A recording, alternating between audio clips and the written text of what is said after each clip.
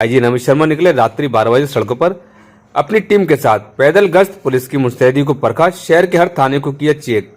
Corona curfew में police है कितनी मुस्तैद, यह कर्फ्यू का हो रहा पालन या नहीं।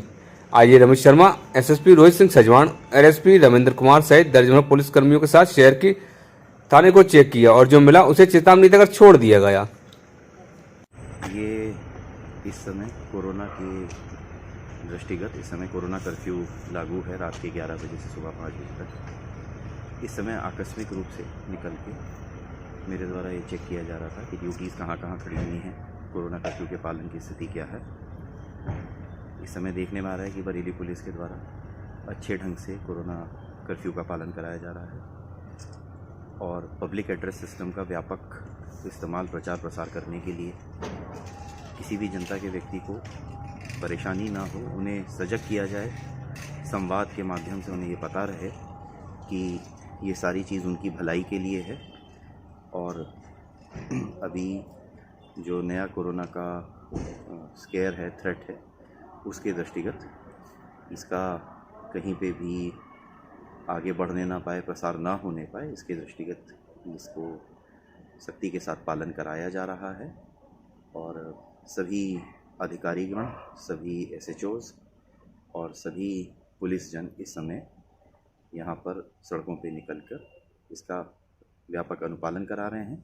साथ ही साथ रात्रि गश्त भी कर रहे हैं, जिससे कि रात के समय भी पुलिस की प्रेजेंस अच्छे ढंग से सभी जगह महसूस हो। अभी तक सर किसी पे कार्रवाई हुई किसी तरीके की? नहीं, अभी ऐसा नहीं है। अभी कहीं कहीं पर जो कोई एक आधे व्यक्ति थे, उनके पास जेन्युइन रीज़न था बाहर निकलने का, या कोई कंप्लेंट करने आए थे या कोई दवाई लेने आए थे।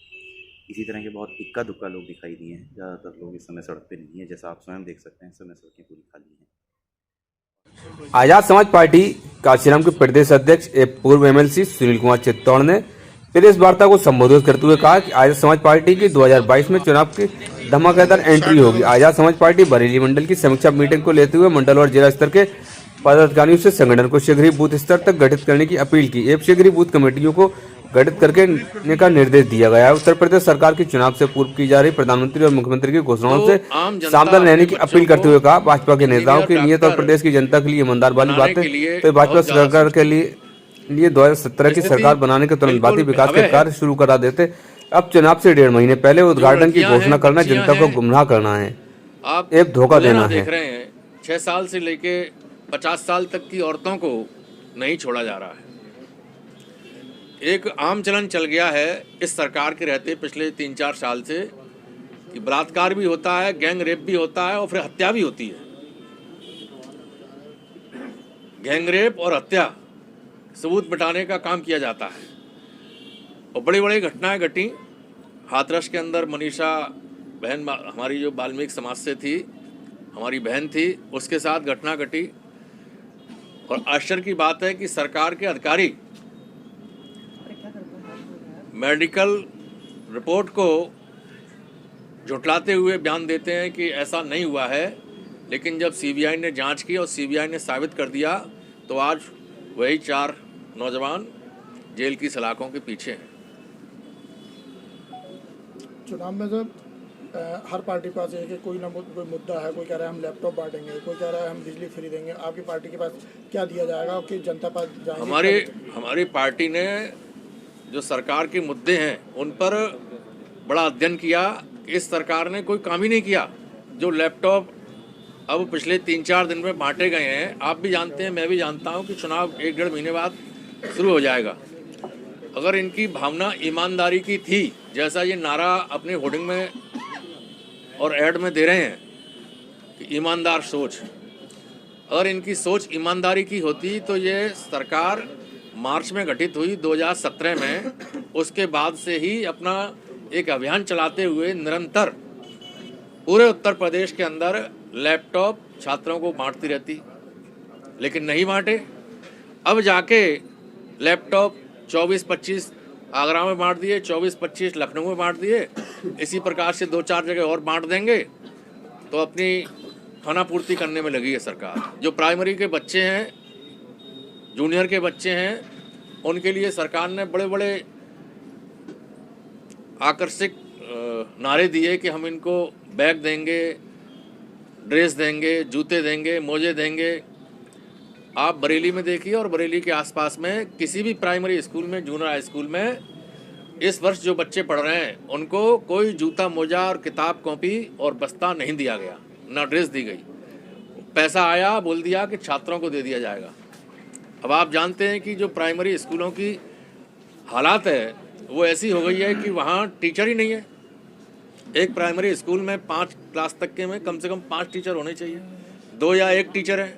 जूनियर हाई स्कूल में 8 टीचर होने चाहिए। बताइए 2022 में किसी से गठबंधन करेंगे या अकेले लड़ेंगे? मैं अभी बता रहा हूँ, मैं अपना ये सेंटेंस पूरा कर लूँ। इन स्कूलों में टीचर नहीं है। जब टीचर नहीं है तो पढ़ाई कैसे होगी? तो पढ़ाई लिखाई के नाम पर यहाँ बिल्कुल धोखा किया जा रहा है। इसलिए जो माँ बाप हैं वो अपने बच्चों को सरकारी स्कूलों में नहीं भेजते हैं, मजबूरी में उनको प्राइवेट स्कूलों में भेजना पड़ रहा है। और प्राइवेट स्कूलों में फ़ीस 3,000 से लेकर 10,000 रुपये तक है। अब वहाँ हर आदमी अपने बच्चों को नहीं पढ़ा पा रहा है। 70% लोग, लगभग हमारे लोग मजदूरी करते हैं और मजदूर अपने बच्चों को नहीं पढ़ा पाएंगे। तो ये इनडायरेक्ट वे में पढ़ाई को ख़त्म करने की साजिश की जा रही है। कोविड अस्पताल परिसर में आवास में रह रहे संविदा कर्मचारियों को आज प्रशासनिक अधिकारियों की मौजूदगी में खाली कराया गया। इन संविदा कर्मचारियों ने अवैध रूप से मकानों पर कब्जा कर रखा था। कर्मचारियों का आरोप है कि उनकी सेवा जीवन में समाप्त कर दी गई थी और आज उन्हें घर से निकालकर बेघर कर दिया गया। नौकरी मिली है, ना ही रहने को आवास मिला है। इन कर्मचारियों का कहना है उन्होंने कोरोना काल में अपना घर परिवार छोड़कर सेवा की, अब अस्पताल ने उन्हें निकाल दिया है।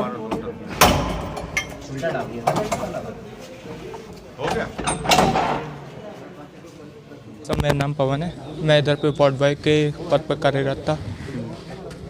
मेरी नौकरी जो हम लोग की संविदा थी, 21/8/2020 को कलेक्टेड में इंटरव्यू रखा गया था, वॉक इन इंटरव्यू, जिसमें माननीय डीएम साहब, नीतीश कुमार जी और सीएमओ, चिकित्सा अधिकारी, ये सब लोग मौजूद थे।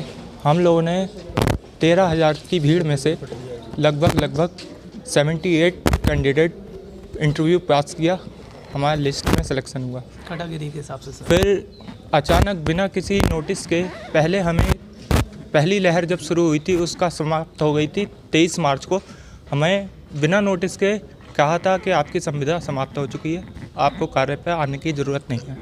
ठीक है, फिर उसके बाद सेकंड लहर जब आई, बहुत ही विकराल रूप में आई थी, तो पेशेंट संभाले नहीं समझ रहे थे उसके, तो हम लोगों ने धरना दिया था उस टाइम। तो इन लोगों ने हमें वापस रख लिया था, वापस रखा, हमें लेटर दिया, तनख्वाह हमारी सब अकाउंट में आ जाएगी। फिर अचानक जून को, लगभग 25 जून को, बिना किसी नोटिस के फिर हमें निकाल दिया। अब बोला जब थर्ड लहर आएगी तब आपको वापस रखेंगे। अब थर्ड लहर के पेशेंट, अचानक ओमिक्रॉन के पेशेंट जो है बढ़ने लगे।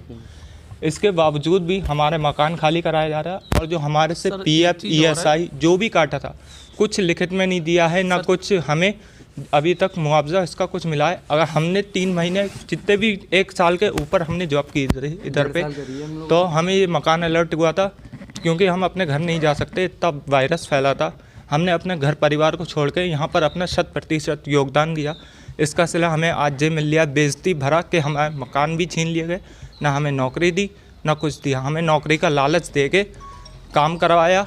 एक पेशेंट की लाश हमें पैक करनी पड़ी, जो हमारे लिए बहुत ही डिफ़िकल्ट था। हमने कुछ नहीं देखा, अपने परिवार को नहीं देखा। योद्धा कहा गया था, फूल बरसाए गए थे, जी, और आज पुलिस के पहले फूल बरसाए, हमारे ऊपर ताली से सेलिब्रेट किया हमारा, लेकिन अब इतनी बेइज्जती की जा रही है कि कोरोना काल में, मतलब ये किसी का नहीं होना चाहिए जैसा हमारे साथ हो रहा। हमारे माननीय प्रधानमंत्री हमारा इतना प्रोत्साहित करते हैं हम लोगों को, एक चीज़ और, लेकिन अब 11,000 रुपए की सैलरी पे हमारे 14% पूछेंगे। किस पद पे थे तुम यहाँ पे? समय इधर वार्ड बॉय के रूप में कार्यरत था। उसके बारे में बता दीजिए। मकान इनकी जो यहाँ पे संविदा पे ये कार्यरत थे, इनकी उसमें जून के महीने में सुविधा खत्म हो गई थी। 6 महीने जो ये खाली नहीं कर रहे थे जो, क्योंकि अब जो तीसरी लहर आने वाली है, हमें कर्मचारी जो है उनको रखना पड़ेगा, उनको भी व्यवस्था करनी है, तो ये हमें खाली कराना था। दूसरा ये कि लोग जो हीटर, बिजली पर चला रहे हैं, मीटर जो है काफ़ी 1-1.5 लाख वो बिल आ रहा है। हाँ, ये जो काफ़ी जो है। कितने क्वार्टर थे यहाँ पे? कितने क्वार्टर थे, कितने लोग यहाँ पे रह रहे थे? इधर देखिएगा, करीब ये 24 लोग रह रहे थे यहाँ पे, इस तरह के 24 कर्मचारी रह रहे थे और 16 क्वार्टर थे। तो क्या इनके किस तरह से ताले तोड़े गए हैं? क्या इनको पहले नोटिस दिया गया था? पहले नोटिस दिया गया था उनको, नोटिस गया, नोटिस चस्पा भी किया गया, बाई फोनिक भी बताया गया इनको जो सब। कुछ महिलाओं का विरोध किया है, उन्होंने कह रही है कि हमारा सामान और जेवर चोरी हो गए।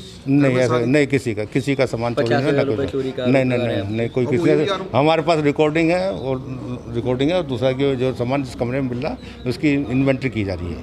डॉक्टर साहब वो ये भी आरोप लगा रहे हैं कि आप शाम को आते हो लड़कियों के साथ में बदतमीजी टाइप। नहीं ये गलत है, ये कोई किसी को क्या आरोप लगा? छेड़छाड़ के जो नहीं आरोप लगाया गया नहीं। ठीक।